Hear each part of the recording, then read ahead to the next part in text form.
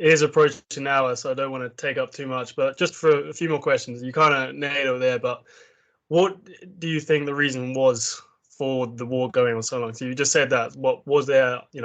Arms corporations? Is it the army wanting more bases, regional influence, or is it just, as you said, they're gone in 6 months, they're gone in a year, or no one in the military wants to speak out because they're careerists and they want to become a general, and they, as you said, they're not policymakers. Do you think it's more just it's not my problem, I'm going to do my bit, leave, rather than the more nefarious, it's Lockheed Martin and Raytheon lobbying? They might be part of that, but the main cause, do you think it is just people not wanting to be the one, like you did, being the whistleblower, and obviously that ruins any chance of you, being in a think tank or a board for whatever it may be?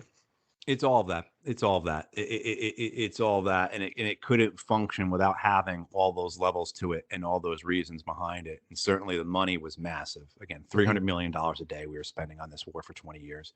The United States spent $14 trillion on war and the Pentagon, everything from 2001 through 2021. Half that money went to contractors. Of course, the relationship between money and our Congress is well understood and well known. That corruption. But then the aspect of how policy is made, where so much of policy comes out of our think tanks, which was a deliberate thing that traces back to Newt Gingrich back in the 1990s. Like, Franklin Roosevelt, one of our better presidents, said nothing in politics ever happens by accident. There's and you can see, how did we get this think tank type complex where the Congress appropriates, as it just did, authorized $858 billion for the Defense Department yesterday. The United States House of Representatives did yesterday. $858 billion, and $45 billion more than President Biden requested. So they appropriate that, and that roughly half of that money goes to the contractors, goes to Lockheed, Raytheon, Boeing. Most of that goes to just 4 or 5 of them. It's really marvelous. General the racket it's really marvelous. The racket they've created. It really is. I mean, it's breathtaking. It's kind of awe-inspiring if you understand like what they've been able to do here. In the history of the world, has anyone been able to do something like they have been able to do in terms of controlling that amount of money, that amount of power, that amount of policy, everything about it. But, they control the film industry, the defense industry, and the Pentagon does. You can't, just to go off on a tangent, but just people are clear. I mean, Sony Pictures, Netflix films, whoever, Amazon Studios, it's well known how they receive support from the Pentagon to make their films, right? So that, they're going to make a movie, and then Navy will give them ships. The Air Force will give them F-35s or whatever, and then of course they'll give them troops as well, because they have troops be in the movie. This way you don't have to pay actors. Yeah. I mean, again, it's breathtaking what they do. But the thing about that's really insidious is that that's all tied in, not just to those films that are about the military, but to any other film. So what you have is the film studios will censor projects unrelated to the military if it somehow puts the military into a negative light. So say you were to have just a story, a family drama about a veteran the veteran kills themselves. The studio will censor that, will change it, may not even make it, because they're afraid the Pentagon is going to be upset about that. And then the next, Transformer films that Sony wants to make, they're not going to give Sony those F-35s, because Sony also did a film where a veteran blows his head off, even though that's happening, about 18 times a day here in the United States. So the control that they have. But so the American Congress appropriates all this money, $858 billion. Half of that goes to the contractors. The contractors then cycle a percentage of that, pretty small, but it doesn't have to be much, back into the think tanks. The think tanks are the ones that then go to Congress and say, this is what the threats are. This is what you need. This is why you need a third Arleigh Burke-class destroyer. This is why you need $15 billion aircraft carriers, et cetera, et cetera. And it's real, because when I was in Congress a lot working on anti-war stuff, the Bob Casey, who's a senior member from Pennsylvania in the U.S. Senate on the Senate Foreign Relations Committee, his staffer, his main person for this said, hey, 7 out of 10 briefings that we get on the wars don't come from the CIA. They don't come from the State Department. They don't come from the Department of Defense. They come from the think tanks.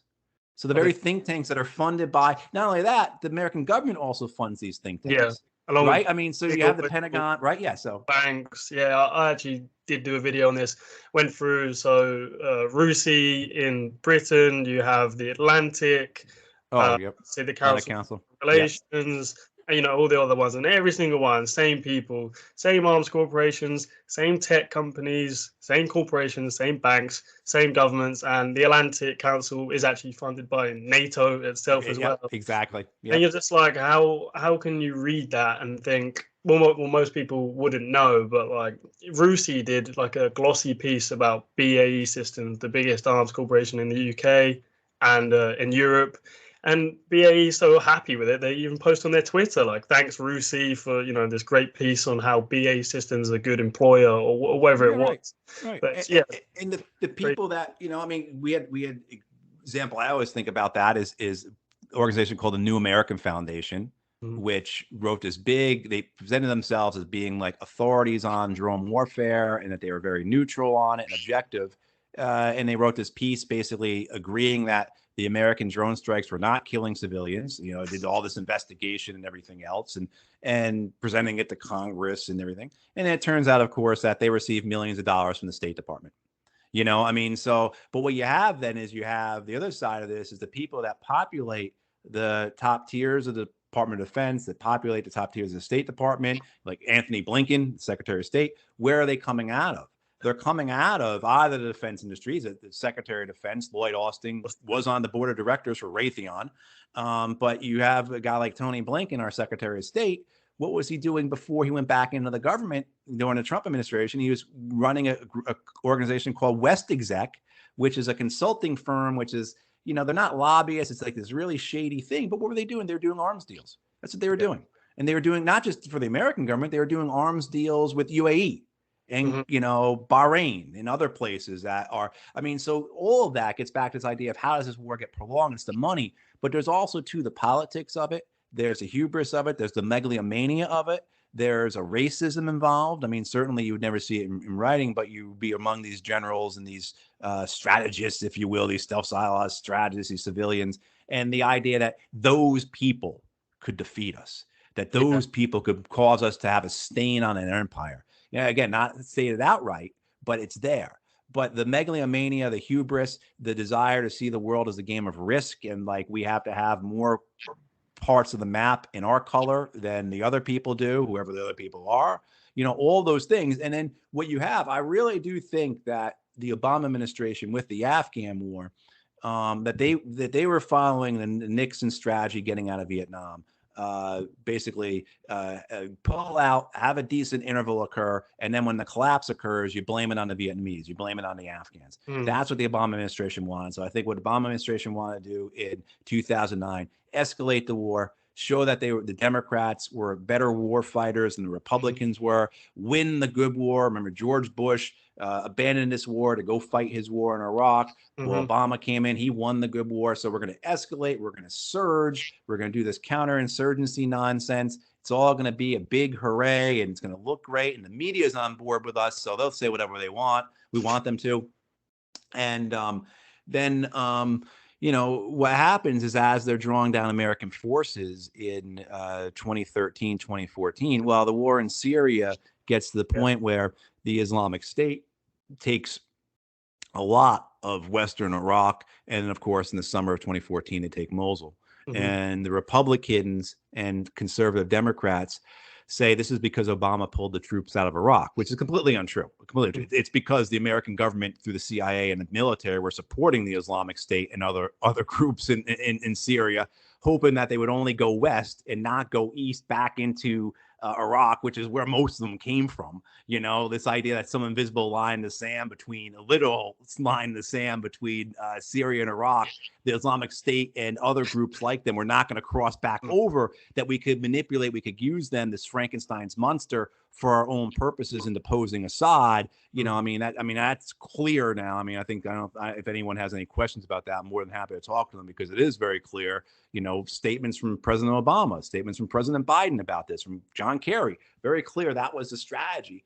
And that was the reason for the fall of Mosul, and not that Obama pulled the troops out, but what the White House took that political pressure was, we can't afford to pull out of Afghanistan. And you saw that in Obama's deliberations about Afghanistan in 2009. I think if you were to find and see what did his political advisors, people like David Axelrod or Rahm Emanuel, what did they say to him about escalating the war in Afghanistan? Because from everything we can see, Obama was anything but interested in escalating the wars, but he had been given no other choices. And I think his political advisors are saying, look, Mr. President, if you pull the troops out of Afghanistan and then there's a bomb goes off in Times Square, you're going to be blamed, and you're not going to win re-election in 2012.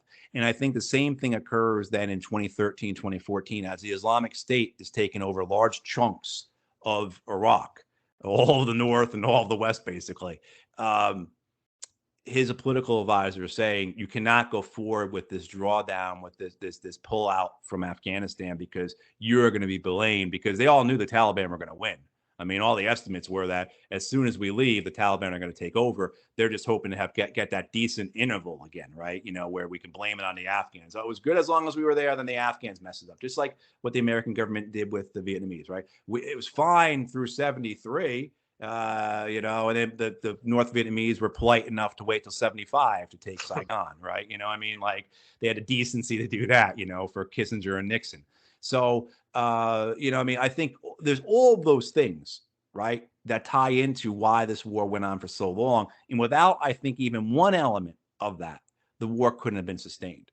And of course, the media collaboration, the media complicity, which is we could do a whole show on that, has a lot to do with that as well.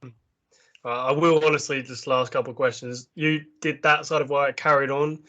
What do you think the main reason was for the failure? And can you just touch, I know you've touched on it a bit, just the actual insurgency, most of them weren't the Taliban. They're just, locals who, like any locals would probably do in America if they was invaded. They just want the occupier to go rather than it's some ideological thing. But do you think some of the failures were, Iraq derailing it? Was it a poor campaign plan, no strategy? The Afghan forces obviously weren't up to the task. If you could just touch on that, and then we can start just finishing up. Yeah, no, I think it was always doomed. It was always doomed. It was there was never going to be Iraq derailing it. Just no. I mean, what Iraq did was basically prolong it. If you had put the 120,000 American troops and the 30,000 British troops and everything else that went into Iraq into Afghanistan instead in 2003, 2004, you just would have gotten what occurred in 2009, 2010, 2011 earlier. That's all you would have gotten. I think it was a willful misreading and misunderstanding of what had happened in Afghanistan for decades, how it had gotten to that point. It was the hubris. It was a lot of it was, you have what occurs. I look back at it, and what occurs in the years 04, 05 in Afghanistan, and I was in the State Department at this point, and I remember Zalmay Khalilzad, who was the American ambassador to Afghanistan, coming back to the State Department, and he was very personally upset by the fact that Hamid Karzai was being called the mayor of Kabul. In reference to the fact that the Afghan government had no authority outside of Kabul. It didn't matter to anyone outside of Kabul. And he was that was a derision. And you had many in the U.S. Again, you have to go back and you have to look at who was in George Bush's foreign policy team. Where did they come from? What was their background? And they were all neoconservatives, and a lot of them came out of University of Chicago. And they really believed in this idea of both Sam Huntington's Clash of Civilization and Francis Fukuyama's End of History.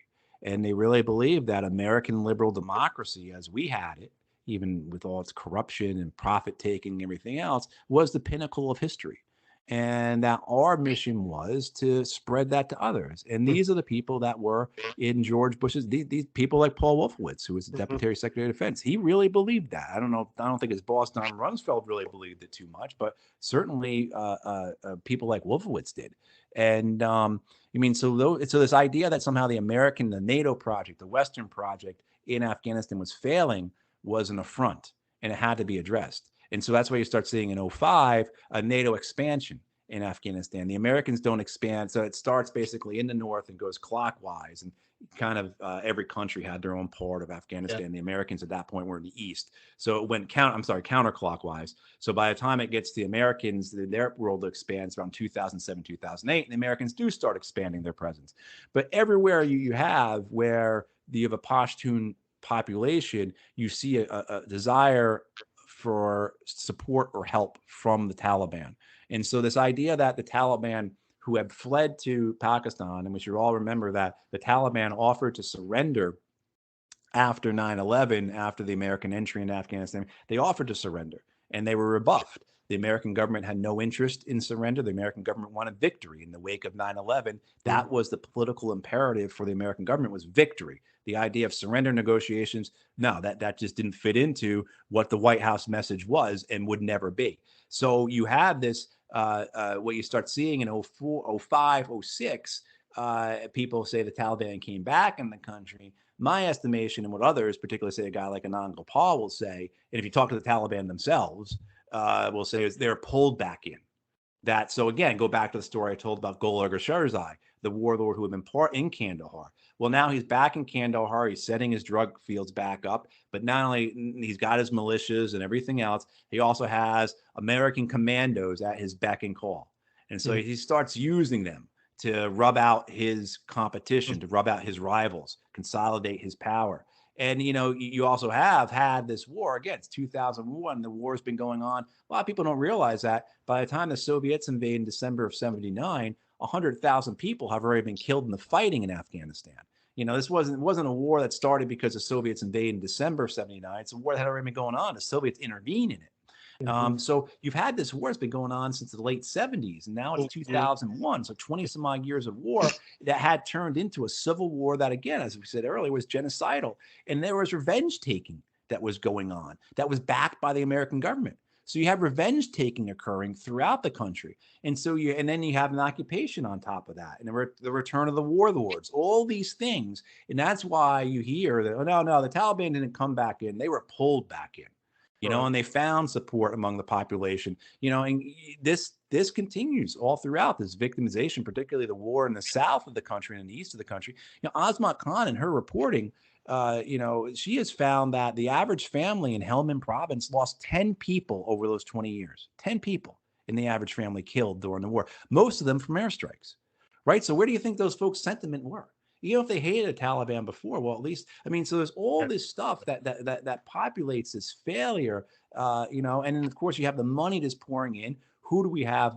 Who do we put in power? Again, the wars and drug lords. Who's the one promulgating the policy? Well, it's the American defense corporations through their client think tanks. Well, who's the one who are appropriating the money? Well, it's the American Congress that is beholden to the campaign cash, right? As well as war is good for politics. Never forget 9/11. On and on and on. And then as you get further into it, Obama pulled the troops out of Iraq. That's why the Islamic State's in charge of Mosul now. All these things stack on top of each other to where you get this stasis that occurs from 2014 on, where there's this brutal stalemate where the Taliban are winning month by month, but not by much. And it's this brutal stalemate where you have a house of cards in Afghanistan that it will be sustained as long as the Americans are spending $300 million a day.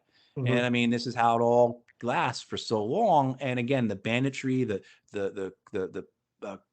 predatory kleptocratic nature of the Afghan government, all of that, the ability for the Taliban to stylize themselves as the National Liberation Front, all this stuff. And again, we knew that 90% of the Taliban were not ideologues. They were not reactionary religious zealots. These are people who were fighting either because of the prolongation of a civil war that their fathers and grandfathers had fought in, where they saw a threat to them from internal Afghan adversaries, or they were fighting against occupation.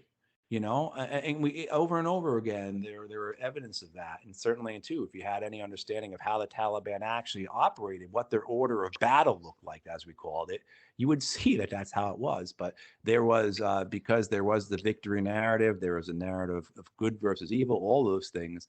You didn't have those discussions among the American, and I assume among the British as well.